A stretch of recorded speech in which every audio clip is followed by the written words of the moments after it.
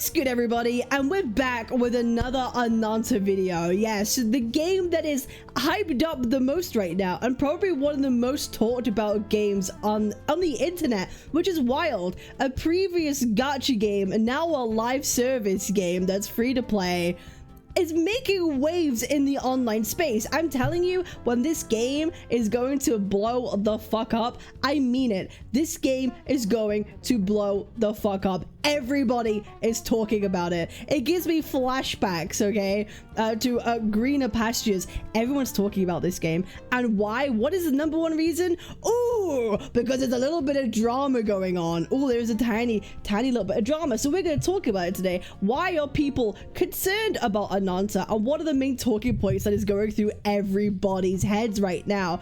First and foremost, we're gonna go through the quote-unquote like plagiarizing claims that people are going on about. For example, Ananta using mechanics from Venom, from Marvel's Spider-Man, from using scenes from Uncharted, and web swinging from Spider-Man. A lot of things have been piling together, and people are wondering, what's the deal behind this? But here is my stance. I want to make my stance very clear right now. Whether or not this is, getting good press or bad press, the word is getting out there about Ananta, and everybody wants to have a look and see what is underneath the hood right now. This is some amazing marketing that is happening right now. All this talk is only going to be positive for the game and people wanting to try it out for themselves. So there is a thread here that is compiled.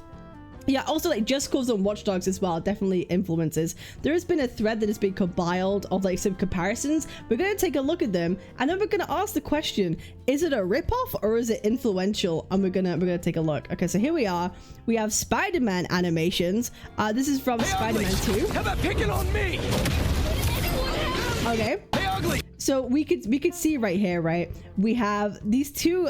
They're basically, I'm gonna be honest, they're basically identical.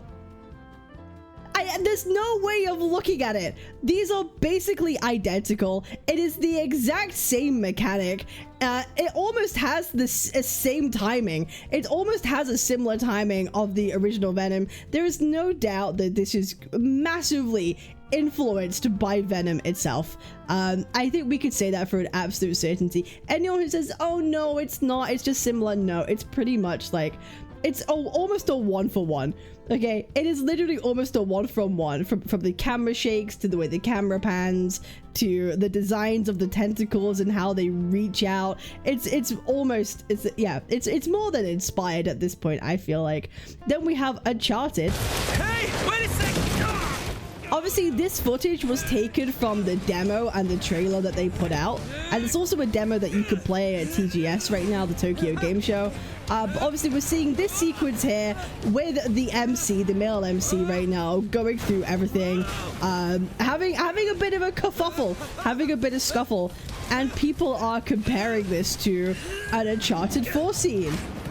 So we have these comparisons to Uncharted, and then it gets even more progressive. We have this Sleeping Dogs comparison right here of melee combat and melee moves, which are basically like a one-for-one. And you could argue, hey, some martial arts moves are going to be the same across any game. A moveset is a moveset, but again, it's about timings, it's about, you know, the way the cameras work. All of that seems to kind of line up. So while moves can be similar across games, that also exists. Then we have Prototype here. I know a lot of people were being like, no, it's not a Venom rip, it's like, it's a Prototype rip, and I could kind of see it.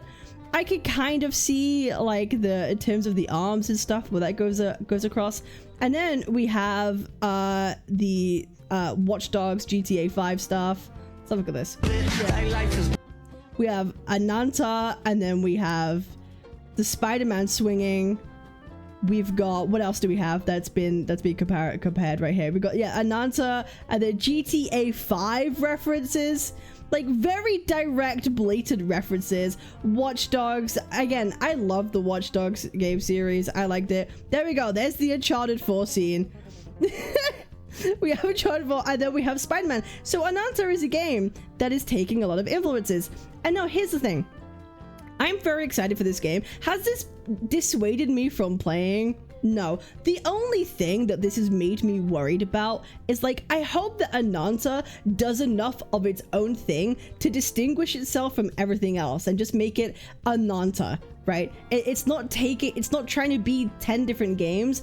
It's managing to collect all these different ideas that people love. These are all mechanics and things that people like. If they're able to integrate it and make it its own, and then just packaged under Ananta, I feel like that's the best course of action for it. Because when we start playing the game, we'll stop thinking about all these other games it's associated with, right? I think it's a good idea to take all the good things from other games and implement them yourselves into a good player experience. One, it's great marketing, and two, it's just good for the players to have.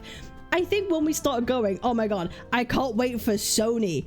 I can't wait for Sony to sue the hell out of Naked Rain Studios. I think we're going down a really dark path. Everyone hates Nintendo for trying to sue Pal World. I can't think of a single person who's like, I love the fact that Nintendo's trying to patent game mechanics and sue other companies over it. I think that's a really terrible precedent to send in the sort of gaming sphere.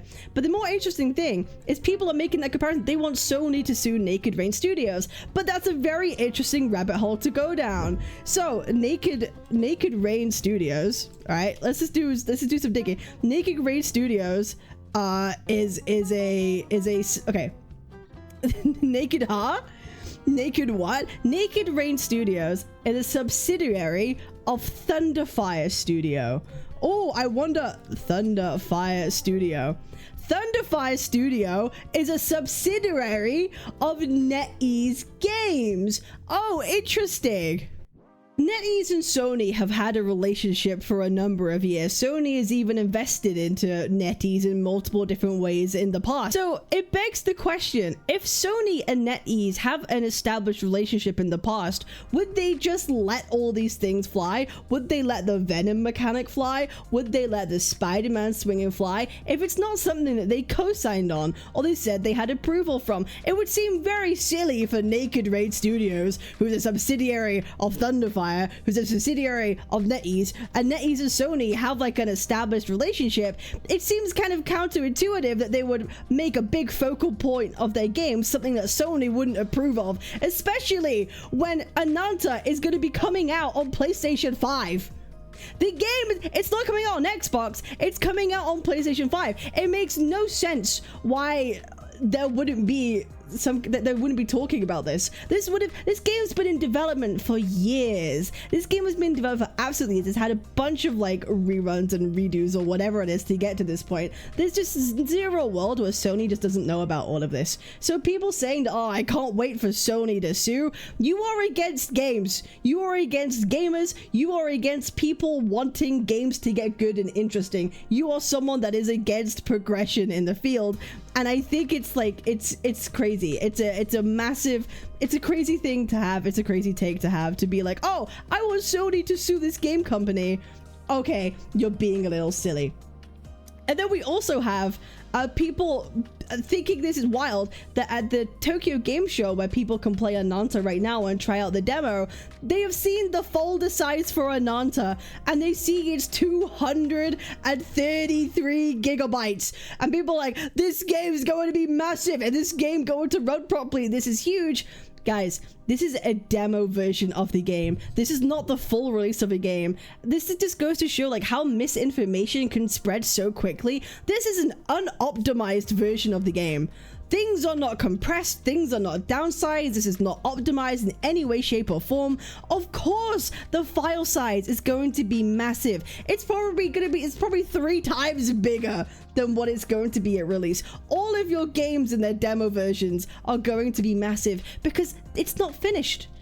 It's not finished. It's not hyper optimized. It's not condensed down. This is what happens. And so using this as some kind of like, hey, this game is gonna be way too big, what the fuck, it's just like doing it a disservice, and it's incredibly disingenuous to the credibility of the devs, because it puts like a question mark on the devs, like, oh my god, why is your game so big? Why is your game so big? It puts like a massive question mark on the devs, and I find it just very disingenuous and dishonest to do, when the obvious answer is it's just not optimized yet. We're a while out from release. it's gonna have a lot of time to get those files compressed and down, and that's just how it is. You know, and I'm just glad that we have a working demo that we could see at the Tokyo Game Show. So what do you guys think? Let me know. Do you think that Ananta is being influential, or are they stealing and ripping off? Personally, I think it's great for games to be able to take things from other games that people like and implement them in their own way. I would like to hope that Ananta has enough of its own identity to stand out from everyone else, and I think that is the true test of the hour, to see if they're actually going to be able to do that or not. So guys, I'm really excited. This is the game that I'm very much hyped for, so let me know what you think in the comments down below. I appreciate y'all. Make sure to like, comment, and subscribe. I'll see you on the next one. Peace. Twitch.tv/Captain Cabinetz, Captain Cabinetz.